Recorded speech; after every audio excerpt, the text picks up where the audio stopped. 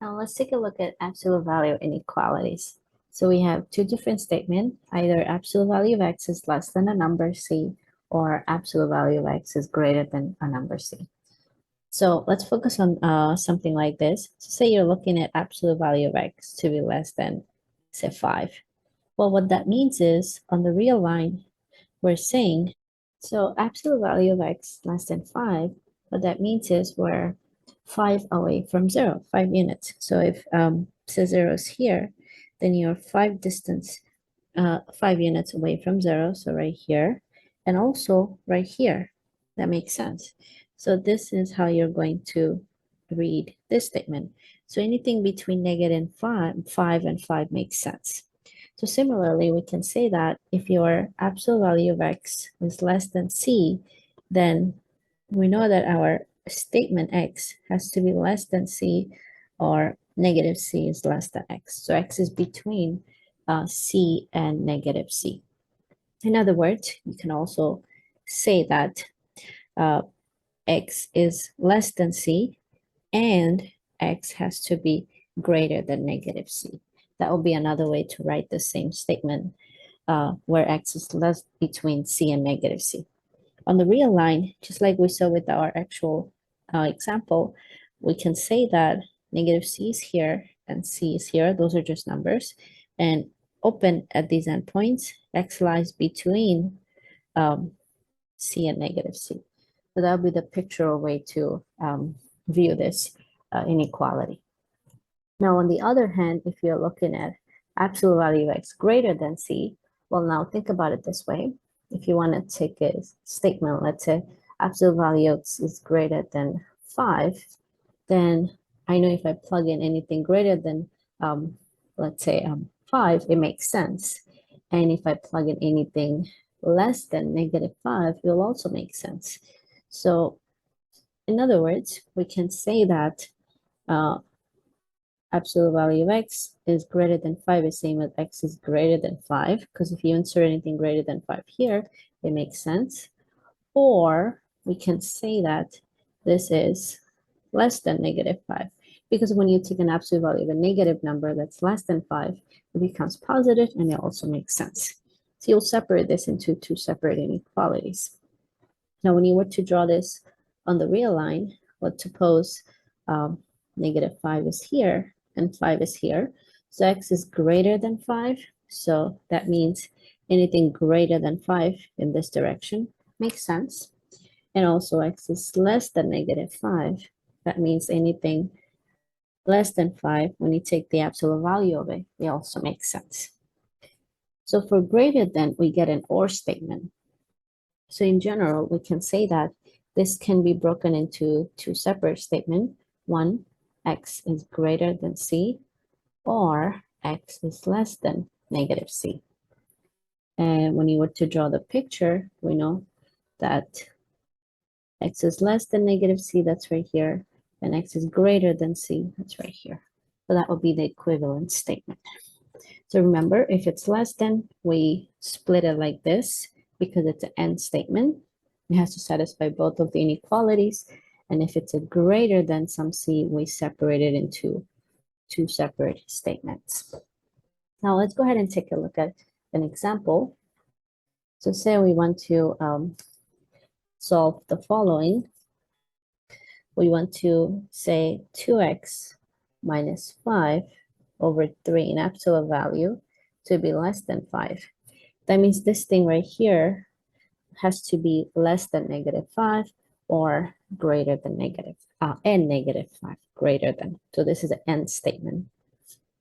So we know that 2x minus 5 over 3 is less than 5, and it is also greater than negative 5.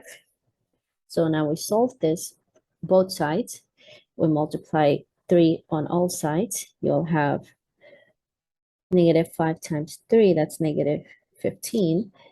2x minus 5 times 3 on the right-hand side, you'll also get 15. And now we can add 5 to both sides. So that would give us negative 5 plus negative 15 plus 5, that's negative 10, less than 2x, less than 20. And now we can divide each side by 2. So that gives us x now lies between negative 5 and 10. So this is our statement. We can also say this, that x is less than 10 and x has to be greater than negative 5. So it's an and statement. Now, if you were to draw the solution to this, you know it's going to be between negative 5 and 10.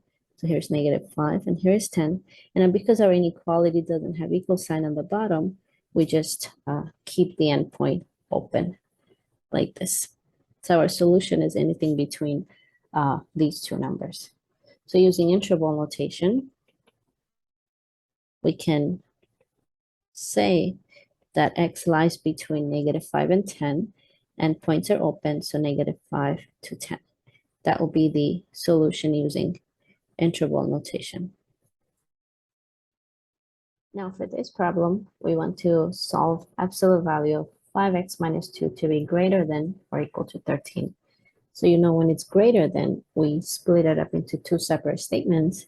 So one, we want 5x minus 2 to be greater than or equal to 13.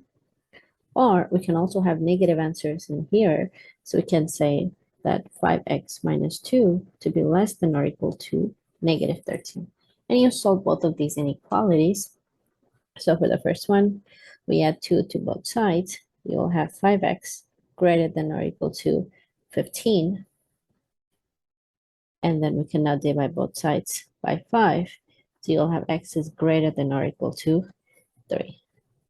So this makes sense. As long as x is greater than or equal to 3, this inequality holds.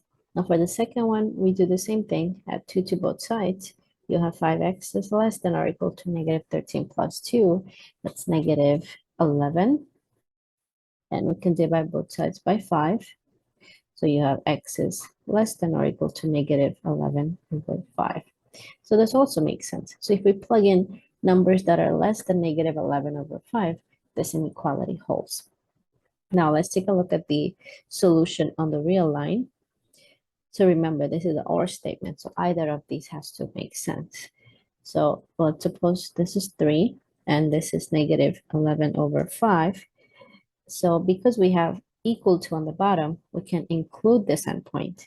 So including the endpoint meaning you draw closed circle, and greater than 3, that'll be this direction. And x is less than or equal to negative 11 over 5. Again, including this endpoint, less than is this direction.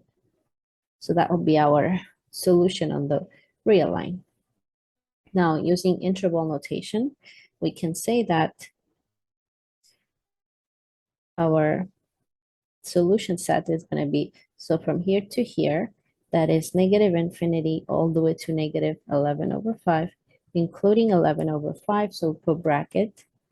And also this one right here, that makes sense. So including 3 to infinity. So this will be our solution for this particular inequality. Here's our last example. So here again, we have less than or equal to. So we want solution to be in between two real numbers. We want 3 minus x to be less than or equal to 6 and negative 6. Now let's solve both sides, all sides. We're going to subtract 3 from both sides. And this will give us negative 9 less than or equal to negative x less than or equal to 3. Now here, to remove this negative, we can multiply both sides by a negative 1 or divide by negative 1. Now you do need to remember one thing. Every time you multiply or divide by a negative number, your inequality has to switch its direction. So because we're going to divide by a negative 1 or multiply by a negative 1, we're going to get a greater than or equal to. Those are the switch we have to make. So now we have x lies between negative 3, and here we're going to have 9. So this is one way to reverse the direction. So this is our solution. Now, another way to read this would be, so this is saying x is greater than or equal to negative 3, and this is saying 9 is greater than or equal to x, or you can say x is less than or equal to 9. So putting these two inequalities together, we want it to satisfy both of these. We want x to be between 9 and -3. So that's another way you can rewrite the statement using less than sign. Now let's go ahead and draw our solution set.